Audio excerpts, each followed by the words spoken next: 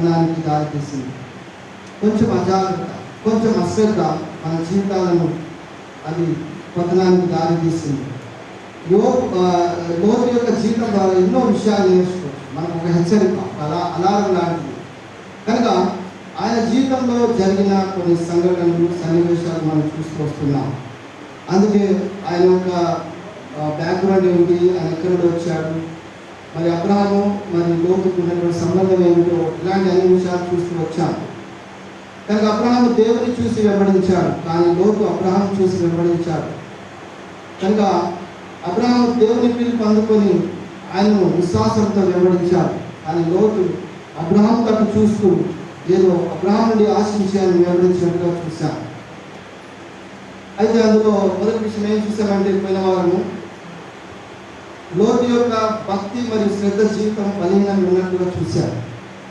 అవును, మనం ఎప్పుడైతే మన యొక్క భక్తి జీవితము బలహీనంగా ఉన్నప్పుడు మరి కొన్ని సమస్యలు మన జీవితంలో ఎదుర్కోవాల్సి వస్తుంది. లోతు యొక్క జీవితంలో బలిపీఠం లేనట్లుగా, అనేక బలిపీఠాలు లేవు కాబట్టి అతడు కామము తరికిగా మార్గాన్ని ఎంచుకున్నాడు. బలిపీఠాలంటే ప్రార్థన జీవితం లేకపోవడమే కావచ్చు, దేవునితో సరైన సంబంధము, సహవాసము, ఆయన సన్నిధి కలిగి ఉండకపోవచ్చు. అలాంటివి మన జీవితంలో ఉండి ఉండవచ్చు. కనుక ప్రభువు అన్నాడు, నాకు వేరుగా ఉండి మీరు ఏమీ చేయలేదు. కనుక మనం దేవునితో సంబంధం కలిగి ఉండాలి, సహవాసం కలిగి ఉండాలి, ప్రార్థన జీవితం బాగుండాలి. కనుక లోతు జీవితంలో బలిపీఠాలు లేవు కాబట్టి అతడు అలాంటి మార్గాన్ని ఎంచుకున్నాడు. అంతేకాకుండా లోతు యొక్క జీవితంలో ఆ యొక్క బలిపీఠం లేనందున ఆయన కనీస ప్రతిఘట మార్గాన్ని ఎంచుకున్నాడు.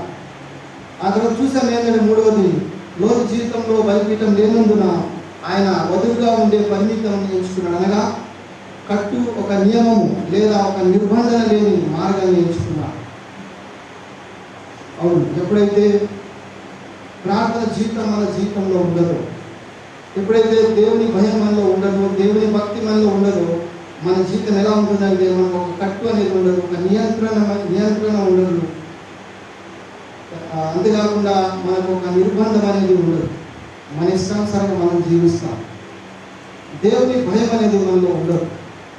అందుకే మనం విచ్చలవిడిగా జీవిస్తాం, మనం అనుకున్నట్టుగా మనం నడుచుకుంటాం. అందుకే ఆత్మీయులతో సహవాసాన్ని కోల్పోకూడదు. ఆత్మీయుల యొక్క సహవాసం, సంబంధం మన జీవితంలో ఎంతో ప్రయోజనకరంగా ఉంటుంది. అందుకే వారితో మనం సహవాసం. ఇక్కడ చూసినట్లయితే లోతు అబ్రహాంతో వేరైపోయిన తర్వాత చాలా నష్టపోయారు. అబ్రహాంతో ఉన్నంత వరకు మరి ఆత్మీయంగా మరి ఎంతో ఆత్మీయంగా నడుచుకున్నాడు. కానీ ఎప్పుడైతే లోతు ఆత్మీయుడైనటువంటి అబ్రహాం నుండి వేరైపోయిన తర్వాత మరి ఎన్నో కష్టాలను ఆయన ఎదుర్కొన్నట్టుగా చూస్తున్నాం. ఈరోజు ముఖ్యమైన రెండో విషయానికి కదా. రెండో విషయంలో చూసినట్లయితే లోతు ఆ యొక్క కోరికలు లేదా ఆశలు భౌతిక మరియు లోక సంబంధమైనగా చూస్తున్నా నిజం. కనుక ఇక్కడ గమనించినట్లయితే లోతు ఏం చేశారంటే, ఈ యొక్క ప్రపంచం అనగా లోకంతో రాజీ పడ్డాడు. కాంప్రమైజింగ్ అంటారు, రాజీ పడడము. కొన్ని విషయాల్లో మనం రాజీ పడుతుంటాం. లోతు కూడా రాజీ పడ్డాడు. ఏ విషయంలో రాజీ పడ్డాడు చూడండి. ఆదికాండం 13వ అధ్యాయం 10 నుండి 13 వచనాలు. ఆదికాండము 13వ అధ్యాయము 10 నుండి 13 వచనాలు.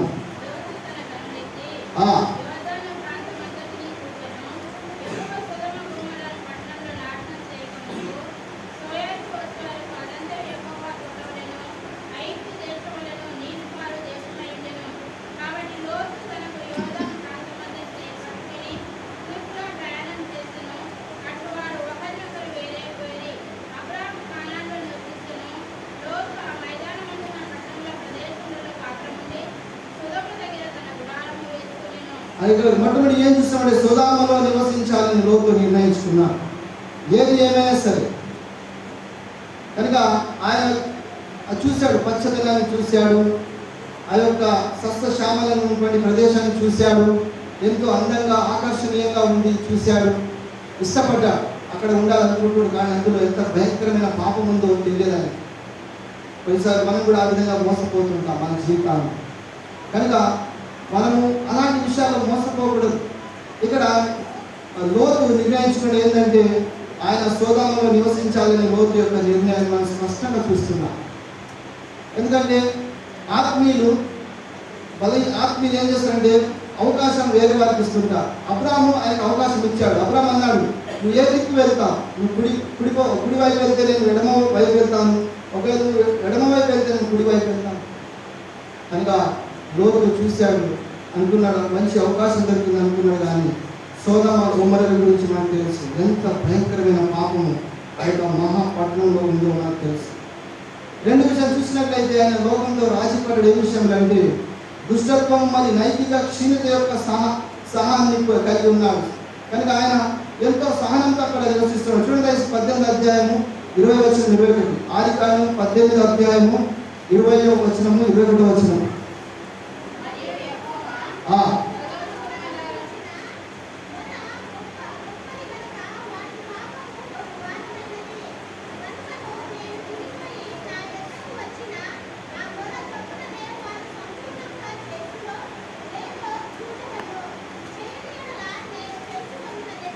చాలా ఇక్కడ చూసిన వారి యొక్క పాపము బహు ఘోరమైనది.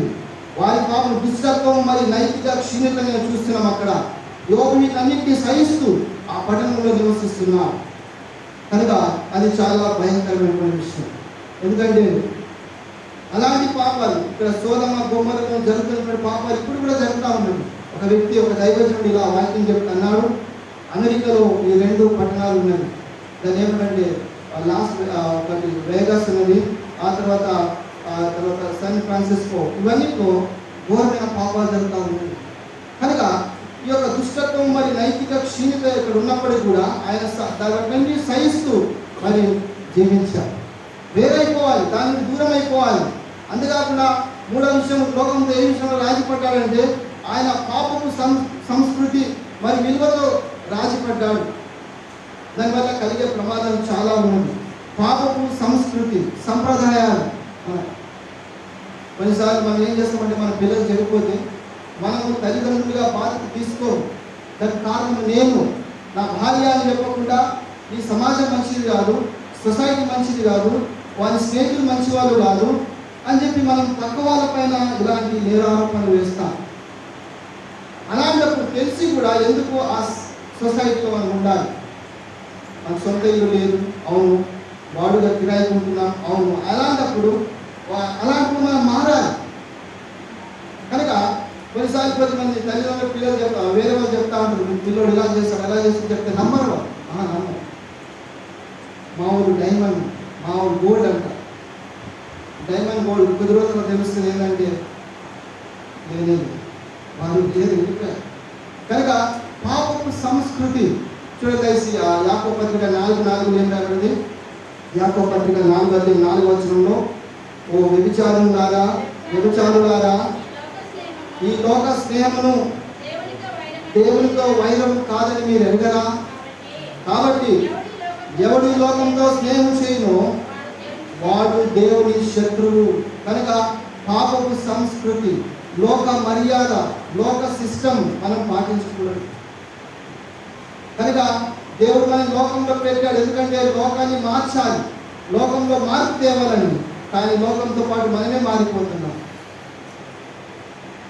దానియేలు అనే స్నేహితులను చూడండి, వారు ఎక్కడున్నారు? బబులోను దేశంలో ఉన్నారు. వారు ఉన్నటువంటి ప్రాంతము, అక్కడ ఉన్నటువంటి ప్రజలు వేరు, వాళ్ళ సంప్రదాయాలు వేరు, వాళ్ళ సంస్కృతి వేరు, వాళ్ళ యొక్క అలవాట్లు వేరు. అయినప్పటికీ వారు ఎంతో నిష్ఠగా పవిత్రంగా జీవించారు. మారుతున్న లోకంలో మారని దేవుని బిడ్డలుగా ఉన్నారు. మనం కూడా మారుతున్న లోకంలో మారని క్రైస్తవులుగా ఉండాలి. కాంప్రమైజ్ కాకూడదు, రాజీ పడకూడదు అన్ని విషయంలో. వాళ్ళు ఏమనుకుంటారో, వీళ్ళేమనుకుంటారో పర్లేదు, వాళ్ళు ఏమనుకుంటారో వాళ్ళు బాధపడవచ్చు. కానీ మనుషులను బాధ పెట్టావు పర్వాలేదు, కానీ దేవుని బాధ పెట్టకుండా చూడాలి. కొన్నిసార్లు మనము కొన్ని విషయాలు చేసేస్తుంటాం, మనకు తెలుసు అది తప్పని. అయినా సమాజం కొరకు మనం ఉన్నటువంటి యొక్క ప్రజల నిమిత్తమై ఇలాంటి చేస్తుంటాం. ఎంత ప్రమాదం చూడండి. పాపపు సంస్కృతి మరి దాని విలువలకు ఆయన రాజీపడ్డారు. ఆయన ఉన్నటువంటి ప్రాంతము బహు భయంకరమైనది. ఆయన ఉన్నటువంటి స్థలము అది కాలు జారే స్థలము, అది పాపంతో నిండినటువంటి పట్టణము కనుక అందులో ఆయన నివాసం ఉండాలని కోరుతున్నారు. ఆయన వేరైపోవాల్సింది. కానీ అక్కడనే ఆయన ఉండిపోయి రాజీ పడిపోయారు, అలవాటు పడిపోయారు, అన్నిటినీ అడ్జస్ట్ అయిపోయారు. కనుక మన జీవితంలో కూడా కొన్ని విషయాలు దూరంగా ఉండాలని దేవుని వాక్యం హెచ్చరిస్తుంది. అందుకే ఇక్కడ చూసినట్లయితే ఆయన మొట్టమొదటిగా చూసినట్లయితే ఆయన లోకపు లబ్ధిని, లాభాన్ని ఆశించాడు. మొదటి తిమోతి 6:10 చూద్దాం. మొదటి తిమోతి 6:10 చూడండి. సేవ రాయబడి కదా, మొదటి తిమోతి 6:10.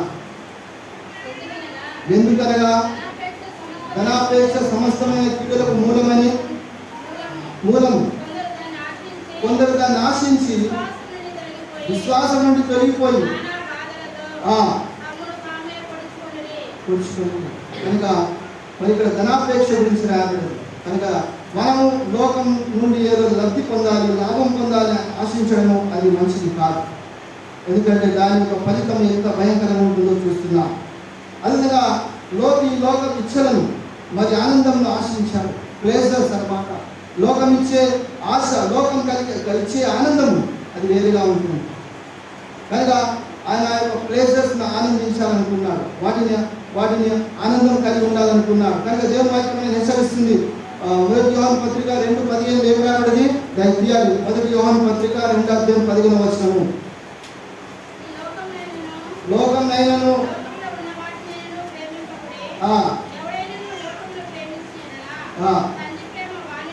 వానిలో ఉండదు.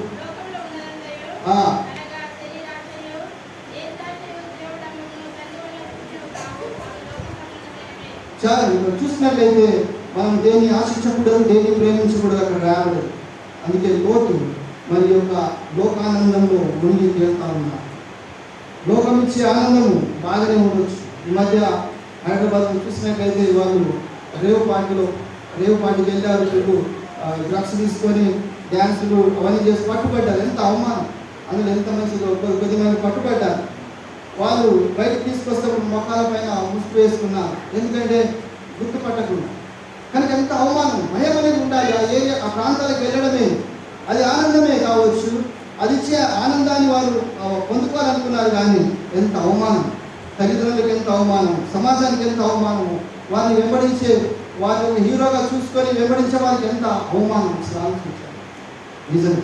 కనుక లోకం ఇచ్చే ఆనందము తాత్కాలికమైనది, కానీ దేవుడిచ్చే సంతోషము అది శాశ్వతమైనది. కనుక మనము ఈ యొక్క లోతు వలె మరి లోకాశలకు లోనే రాజీపడకూడదు.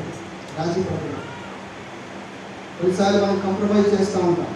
ఎవరు చూస్తూ ఉన్నారు, మనం ఎవరు చూడడం లేదు, పర్లేదు అనుకుంటాం, చెలేగా అయిపోతుంది అనుకుంటాం. కానీ దేవుడు చూస్తున్నాడు.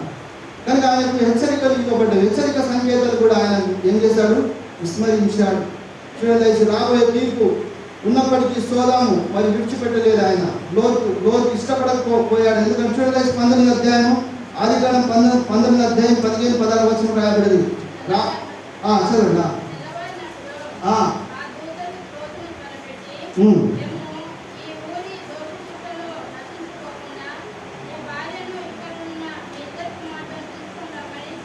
చాలా ఇక్కడ రాబోయే తీర్పు ఉన్నప్పటికీ సోదామును విడిచిపెట్టాలనే ఆలోచన కానీ లోతు ఇష్టపడకపోవడం అనేది చూస్తున్నా.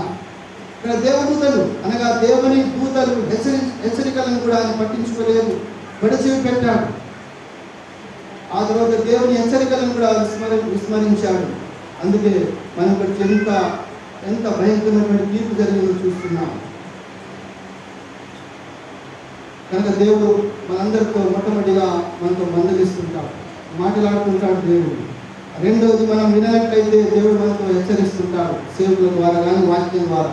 మూడవది పడిచోటు పెట్టినట్లయితే దేవుడు మనల్ని శిక్షించడానికి వెనుకలేదు. అందుకే దేవుడు నేరుగా ఎవరిని శిక్షించాడు. దేవుడు తన వాక్యం ద్వారా మనతో మాట్లాడతాడు. వినాలి. 10 మందికి నేను చెప్పి చాలనుకున్నా, ఎంత చెప్పినా వారు మార్పు అనేది రాదు. అందుకే దేవుడు కూడా అలాంటి వాళ్ళని విడిచిపెట్టాడు. బైబిల్ రోమ 1 రాలేదు.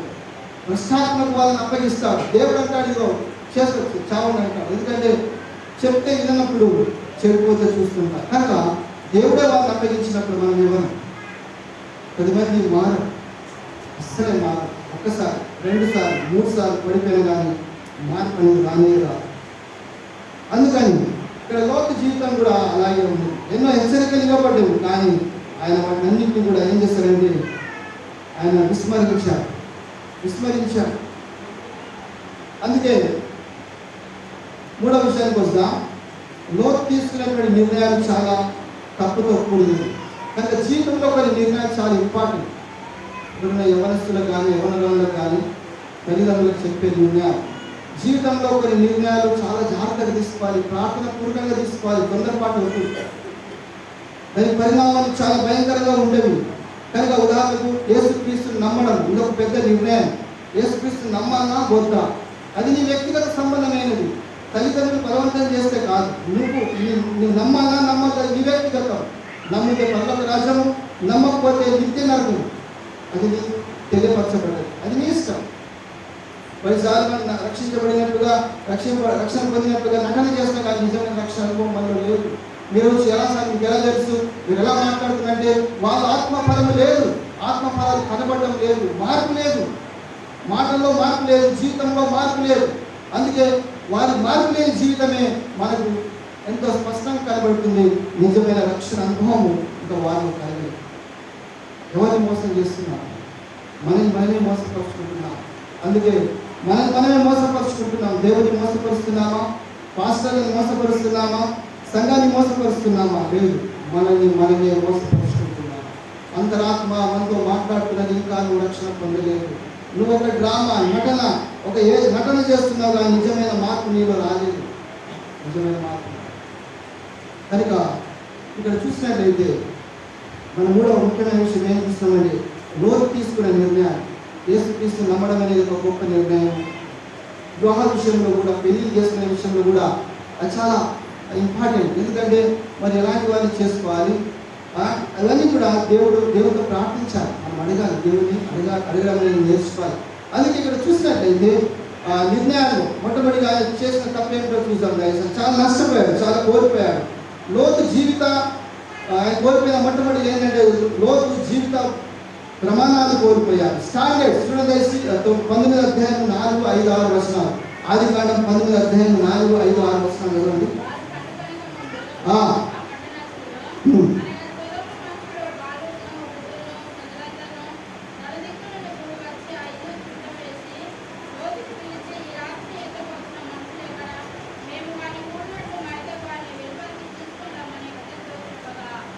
లోతు జీవిత ప్రమాణాలు కోల్పోయారు. స్టాండర్డ్స్ లేవు. మన స్టాండర్డ్స్ మనం కోల్పోకూడదు. కొన్నిసార్లు మనం డబల్ స్టాండర్డ్ గేమ్ ఆడతాం. అందుకే పిల్లలు అయోమయంగా కన్ఫ్యూజ్ అయిపోతారు. కనుక మరి ఇక్కడ ప్రమాణాలు కోల్పోయాడు, స్టాండర్డ్స్ కోల్పోయాడు. కనుక లోతు తన జీవితం ఏం కోల్పోయాడు? మొట్టమొదటిగా ప్రమాణాలు కోల్పోయాడు. రెండో చూసినట్లయితే లోతు తన జీవితంలో ఏం కోల్పోయాడంటే సంతానాన్ని కోల్పోయాడు. ఇప్పుడు లోతుకు పుట్టినటువంటి పిల్లలు ఆయన పిల్లలు కాదు, అనగా కుమార్తెల ద్వారా పుట్టినటువంటి పిల్లలు. కనుక ఆయన సంతానాన్ని కోల్పోయాడు. చూడండి, మనం చూసినట్లయితే మరి లోతు తన సంతానాన్ని కోల్పోయాడు. సీడు అనగా ఆయనకు కలగబోయే సంతానాన్ని కోల్పోయాడు. ఎందుకంటే మరి ఎంత భయంకరమైన దేవుడు ఆయన పట్ల కలిగినటువంటి ఉద్దేశాలు వేరు.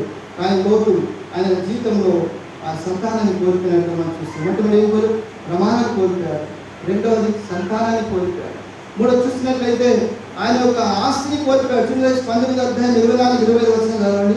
19 అధ్యాయం 24, 25 వచనం. ఆదికాండం 19 అధ్యాయం 24, 25 వచనాలు.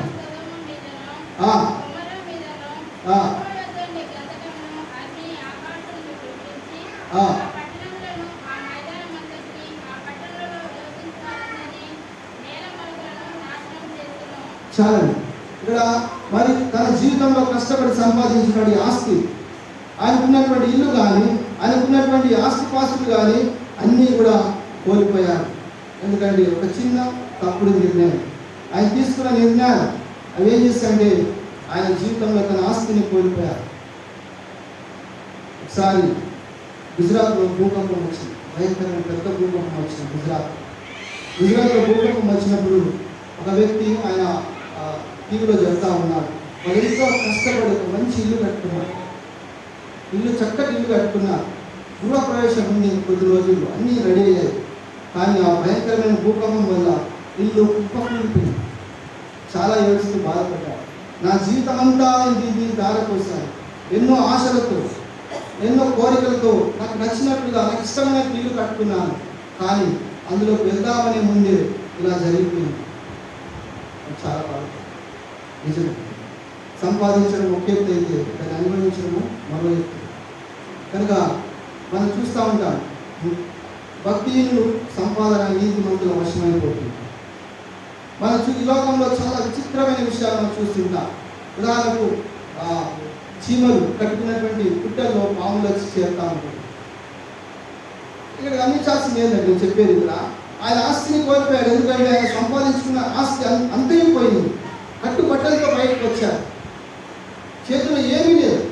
దేవుడు చెప్పాడు, మీరు తడుగు దేవదూతలు ఆజ్ఞాపించారు, మీరు తడుగు చేయవద్దు, త్వరగా వెళ్ళండి, నేను ఈ పట్టణంలో నాశనం చేయబోతున్నాను అనగా వారు ఏం చేశారంటే, నా భార్య, 2 కుమార్తెలు, లోతు, నలుగురు మరి ఆ యొక్క ఊరి నుండి, ఆ పట్టణం నుండి పరిగెత్తుకొని వస్తున్నారు.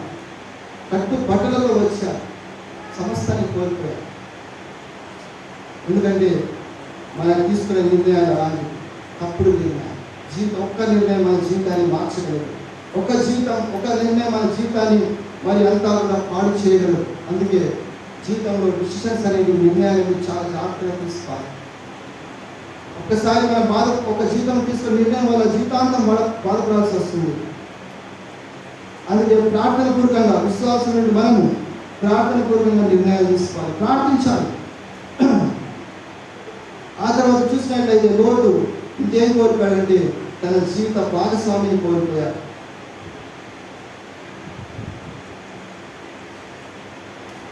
అక్కడ 19వ అధ్యాయం 36 వచనాలు చదివినట్లయితే, 19వ అధ్యాయం 36 చదివినట్లయితే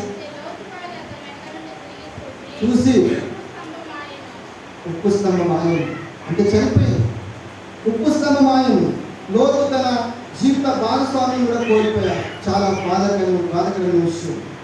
పేదకుడు అంటున్నాడు, లోతు భార్యను మీరు జ్ఞాపకం చేసుకుని అంటున్నాడు ఆయన రాస్తూ. కనుక ఎందుకు ఆమె వెనక్కి చూసింది, దేవుని ఆజ్ఞను అతిక్రమించింది. దేవుడు ఆజ్ఞాపించాడు, మీరు వెనక్కి చూడకూడదు. కానీ లోతు భార్య వెనక్కి చూసింది. మరి ఎందుకు చూసిందో మనకు తెలియదు. ప్రజలు రకరకాలుగా చెప్తా ఉంటారు. బహుశా ఆమె ఆస్తులు, ఆమె ఉన్నటువంటి బంగారమే కావచ్చు, మరి ఆమె ఉన్నటువంటి బట్టలే కావచ్చు, మరి ఏది ఆమెను ఆకర్షించిందో, ఏది మరి ఆమెను ఆకర్షిందో ఎందుకు చూసింది కనుక ఒప్పిస్తాము. కనుక చనిపోయింది. భార్య చనిపోవడం బాధ కాదు. డబ్బు పోతే మళ్ళీ కష్టపడి సంపాదించుకోవచ్చు, కానీ తన భాగస్వాములు చనిపోయినట్లయితే అది చాలా బాధకరమైన విషయం. అందుకే లోతు తన జీవితంలో కోల్పోయినది ఇంకో ముఖ్యమైనది ఏంటంటే, తన భార్యను కోల్పోయాడు. చూడండి, ఎంత భయంకరమైన ఉపద్రవం, ఎంత భయంకరమైనటువంటి అపత్తు లోతు పైన వచ్చినట్టు. ఆ రోజు సోదమ గొమొర్రా ఎన్నుకోకున్నట్లయితే, ఆయన తీసుకున్నటువంటి నిర్ణయాన్ని మార్చుకున్నట్లయితే ఈరోజు ఇవన్నీ సంభవించేవి కావేమో. అందుకే కొన్నిసార్లు దేవుడు ఇలాంటి విషయాలు మన జీవితంలో అనుమతిస్తుంటారు. ఎందుకంటే మనం చేసిన పొరపాటు, మనం చేసిన తప్పుగా. ఉదాహరణ చూద్దాం. కొన్నిసార్లు తల్లిదండ్రులు చేసిన పొరపాట్ల వల్ల పిల్లలు కూడా HIV సోకే ఛాన్సెస్ ఉన్నది. ఒక మిషనరీ అయిన ఆఫ్రికా దేశంలో వచ్చారు. ద్వారా ఫాదర్ వచ్చి కార్యాలు చెప్తా ఉన్నారు. దేవుని యొక్క కృప, ఆయన ఎంత కరుణామయుడో దాని గురించి చెప్తా ఉన్నారు. ఆయన ఆ దేశంలో జూలో అటువంటి ఆయన ట్రైబ్ వాళ్ళ మధ్య పరిచయం చేస్తూ ఉన్నారు. అక్కడ భయంకరమైన పాపం ఎలాంటిదంటే, వారు ఒకరిని పెళ్లి చేసుకోవడం, మరొకరితో కలిసి జీవించడము, వ్యభిచారం, భయంకరమైన వ్యభిచారం. అక్కడ ఇద్దరు ముగ్గురు భార్యను చేసుకోవడము, ఒకరి భార్యను ఒకరు మార్చుకోవడం, ఇలాంటి భయంకరమైన వ్యభిచారం జరిగే ఆ యొక్క సమాజంలో ఉండొచ్చారు. ఆయన అంటాడు, అక్కడ HIV వ్యాధి చాలా ఉందని చెప్పాడు, చాలామందికి. కానీ దేవుడు ఎంత కరుణామయుడంటే ఆయన చెప్తూ వచ్చాడు, ఒకవేళ తల్లికి తండ్రికి ఇద్దరికి HIV ఉండి, హెడ్స్ రోగం ఉండి పిల్లలు పుట్టినట్లయితే వాళ్ళకు వస్తుందా రాదని అడిగాడు. అడిగినప్పుడు చాలామంది అన్నారు, వస్తుంది సార్, ఎందుకంటే ఆ తండ్రి కూడా వచ్చారు కదా అన్నారు. అప్పుడు ఆయన అన్నాడు, అది ఎప్పటివరకు రాదంటే తల్లిపాలు పట్టించదు. పుట్టిన పిమ్మట ఆ పిల్లోనికి తల్లిపాలు పట్టించకూడదు. ఎంతవరకు అంటే తల్లిపాలు అస్సలు తాగించకూడదు. ఎప్పుడైతే తల్లిపాలు తాగుతాడో ఆ పిల్లోని కూడా వ్యాధి ఇస్తాడు. కనుక దేవుడు ఒక ఆప్షన్ ఇచ్చాడు, ఒక మార్గాన్ని చూపించాడు. కనుక వాళ్ళు ఏం చేస్తారంటే ఎవరికైతే HIV వ్యాధి ఉంటుందో ఆ తల్లిపాలు పిల్లలకు పట్టదు, వాళ్ళని వేరే గదిలో పెడతారు. 6 నెలలు సంవత్సరం అయ్యేదాకా డబ్బు పాలు తాగిస్తుంటారు. అప్పుడు ఆ పిల్లలకు పరీక్ష చేసినప్పుడు వాళ్ళకి HIV ఉండదు, రోగం ఉండదు వాళ్ళకు. అలా బ్రతికి బయటపడతారు. దేవుడు వేరే మార్గాన్ని ఏర్పరిచాడు. చిన్న పిల్లల్ని దేవుడు ఏ విధంగా కాపాడు చూడండి. ఇక్కడ చూసినట్లయితే లోతు తన భార్యని కోల్పోయాడు. ఇంకేం కోల్పోయాడు చూడండి, చూద్దాం. లోతు తన అధికారాన్ని కోల్పోయాడు. లోతు తన యొక్క దొరకనాన్ని కోల్పోయాడు. చూడండి 19:14 వచ్చింది కదా ఒకసారి.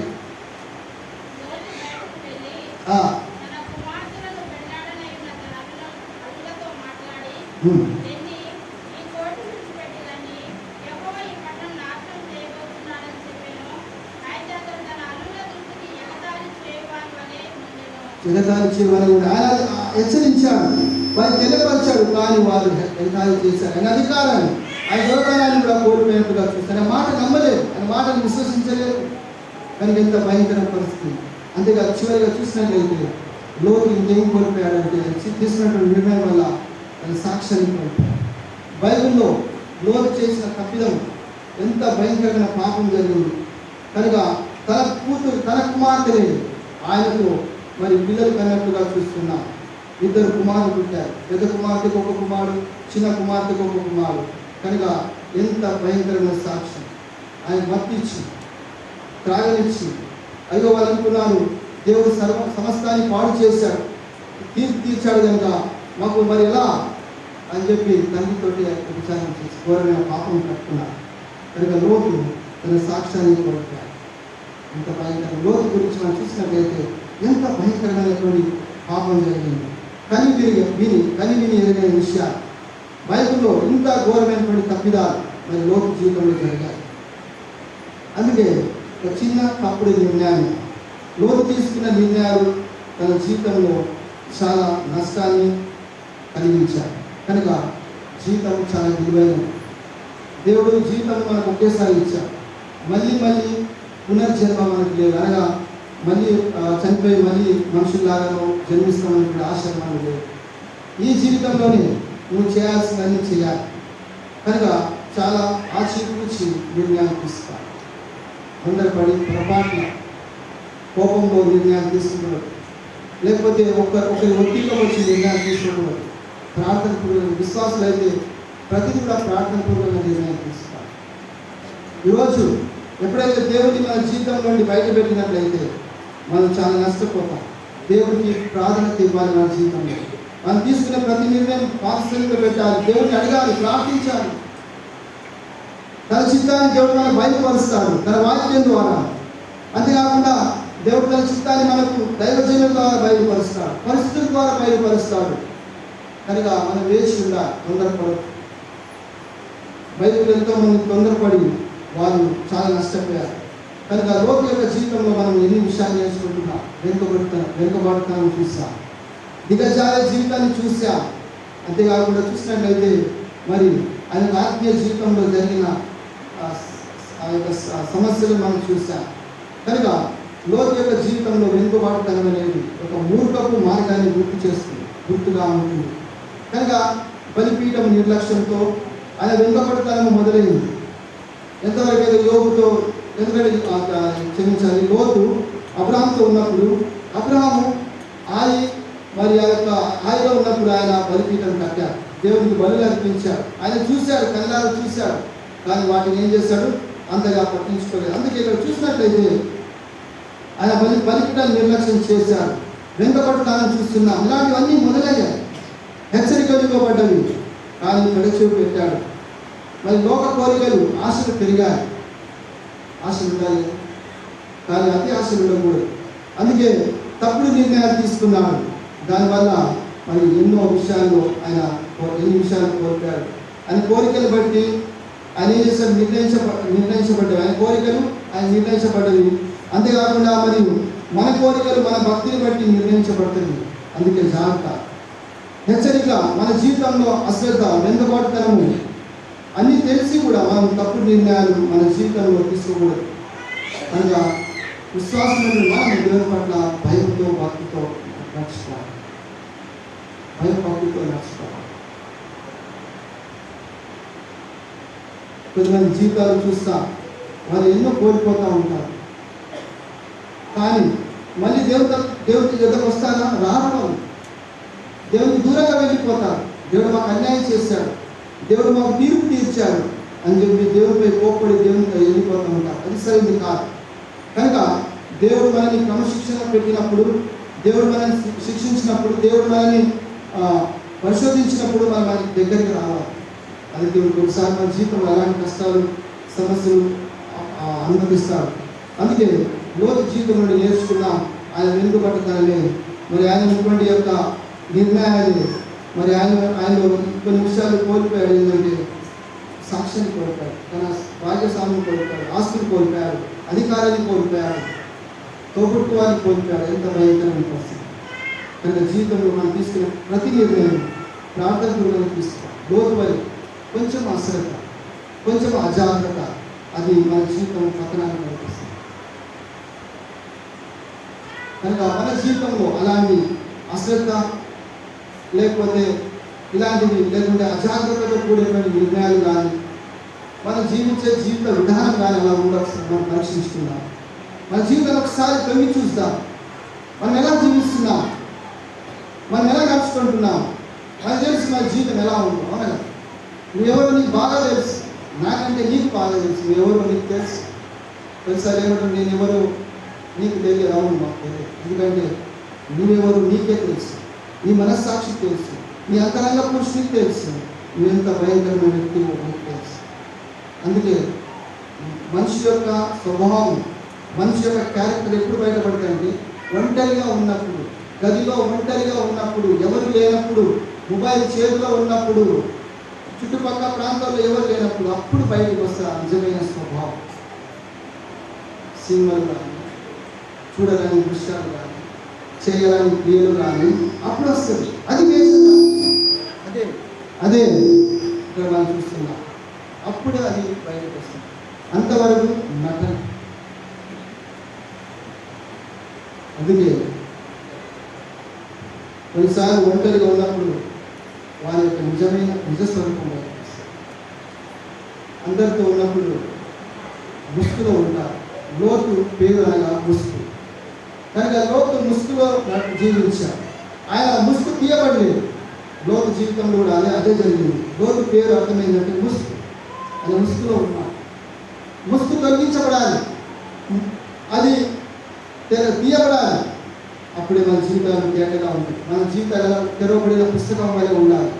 ప్రజలు చదువు కానీ కొన్నిసార్లు మనం ఎలాంటి పనులు చేస్తామంటే అందరికీ డౌట్ వచ్చే పనులు చేస్తాం.